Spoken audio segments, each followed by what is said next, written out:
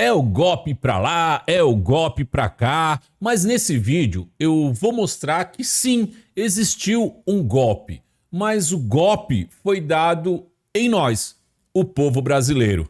O Lalau andou falando de novo, adivinha de quem? De Bolsonaro e do golpe. Vamos ouvir aqui o que ele falou. Escute isso daqui, ó. Então, se há 3 meses atrás, quando a gente falava em golpe, parecia apenas insinuação, hoje nós temos certeza que esse país correu sério risco de ter um golpe em função das eleições de 2022.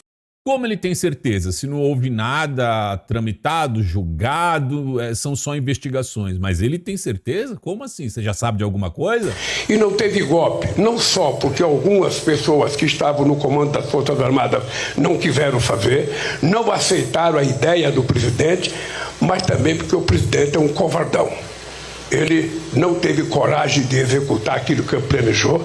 Ele ficou dentro de casa aqui no Palácio chorando quase que um mês e preferiu fugir para os Estados Unidos do que fazer o que ele tinha prometido, na expectativa de que fora do país o golpe poderia acontecer, porque eles financiaram as pessoas na porta dos quartéis para tentar estimular a sequência do golpe. Como não deu certo, então... Ele até se coça, né? Eles agora estão dizendo que nós estamos ferindo a democracia, que eles eram inocentes, que eles apenas fizeram discussões, mas que não houve nada de concreto. Mas nós sabemos que houve a tentativa de um golpe nesse país. Quem tinha dúvida agora pode ter certeza que por pouco a gente não voltou aos tempos tenebrosos nesse país, em que as pessoas achavam que apenas com o golpe, com a participação de alguns militares, poderiam ganhar o poder nesse país. Ele só faltou complementar. Porque Bolsonaro é um cagão. Por isso que não teve o golpe. Quando eu der o meu golpe, aí vocês vão ver. Porque eu não arrego, não. Eu tô com os meus companheiros comunistas. Quando for a minha vez de dar o golpe, ele vai ser dado. Só faltou falar isso aí. Mas vamos lá. Vamos começar aqui, porque eu acho que isso aqui é meio que um golpe no eleitor. Vamos relembrar algumas coisas. Nós vamos ter que voltar ao passado e você vai ver como o povo brasileiro tomou um golpe. Começando por essas pessoas aqui, né? Que deram um golpe em alguns eleitores brasileiros. Vamos lá? Vamos ver como eles eram e como eles são agora? O governo Lula era uma roubalheira e só a bandidagem do PT que tinha acesso a isso. E agora me dizia, Golpe. meu filho, tu vai ver coisa. Paulinha, eu não tenho a menor dúvida de que houve corrupção no governo do PT. E agora me dizia, Golpe. meu filho, tu vai ver coisa. O Lula não tem a capacidade de Essa, fazer um então. meia-culpa, né, como grande orquestrador do até então maior escândalo da história da República, que foi o Petrolão. E agora me dizia, meu filho, tu vai Mais ver um golpe. coisa. Tem dúvida? perguntando Não, você tem dúvida? posição da senhora. É crime de corrupção. E agora me dizia, meu filho, Mais um tu golpe. vai ver coisa. Depois de ter quebrado o Brasil, Lula disse que quer voltar ao poder. Ou seja, meus amigos, ele quer voltar à cena do crime. Então aí, né? Meu filho, tu vai ver coisa. Então isso aqui foi um golpe, né? Um golpe nos eleitores que acreditaram nessas pessoas aí, que um dia eles foram contra o PT. E hoje eles estão todos no governo do PT. Você que votou nessas pessoas aí achando que eram antipetista, você levou um golpe. Mas agora vamos ao maior golpe de todos. Esse foi dado pelo menos na metade da população brasileira. E nós vamos ver aqui como era o STF e como ele está hoje. Como ele está hoje você sabe, mas vamos relembrar como era o STF. Vamos lá. O primeiro voto foi do relator Edson Fachin. Ele negou habeas corpus ao ex-presidente Lula. Que o ato apontado como coator, em meu modo de ver, diante da compreensão majoritária e atual deste Supremo Tribunal Federal, não traduz ilegalidade ou abuso de poder. Não é cabível reputar como ilegal ou abusivo um pronunciamento jurisdicional que se coadune com o entendimento então prevalente. Não verifico ilegalidade, abusividade ou teratologia no ato apontado como coator, e meu voto é no sentido de denegar a da ordem. Alexandre de Moraes e Luiz Roberto Barroso votaram na sequência a favor da prisão de Lula. Como poderíamos dizer que uma decisão do Superior Tribunal de Justiça que simplesmente está aplicando o posicionamento dessa corte é ilegal, é abusiva? O princípio da presunção de inocência, ele não pode ser interpretado de uma maneira absolutamente isolada. Eu me recuso a participar, sem reagir, de um sistema de justiça que não funciona. E quando funciona, é para prender menino pobre, geralmente primário. Se nós voltarmos atrás, essas transformações que nós finalmente estamos conseguindo no Brasil, com atraso, mas não tarde demais, elas vão regredir.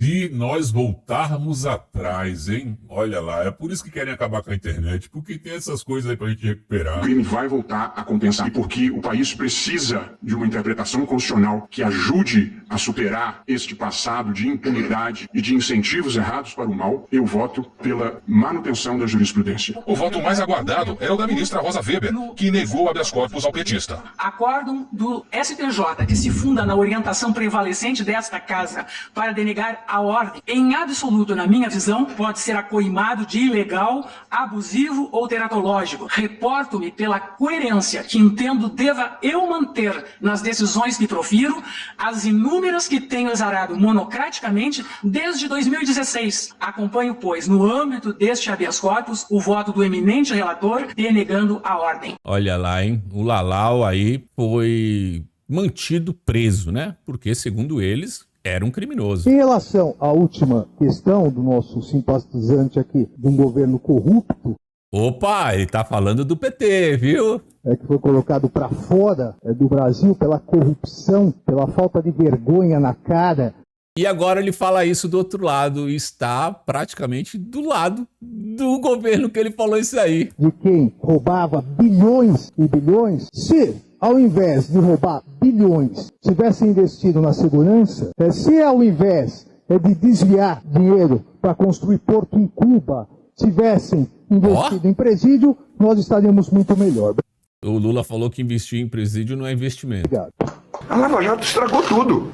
Evidente que a Lava Jato não estava nos planos. Por isso que eu disse, não tem mais relevância nenhuma. Porque o plano era perfeito. Mas não combinaram com os russos. Isso é que ficou tumultuado. A Lava Jato revelou o quê? Eu disse isso.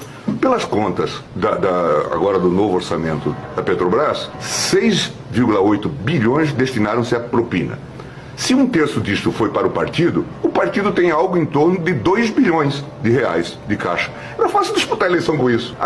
Nossa, a Lava Jato era legal, né? Antigamente, né? Caramba. A campanha da presidente Dilma custou 350 milhões. Por isso que eu disse, eles têm dinheiro para disputar a eleição até 2038. E deixariam os caraminguados para os demais partidos. Era uma forma fácil de se eternizar no poder. Na verdade, o que se instalou no país nesses últimos anos está sendo revelado na Lava Jato.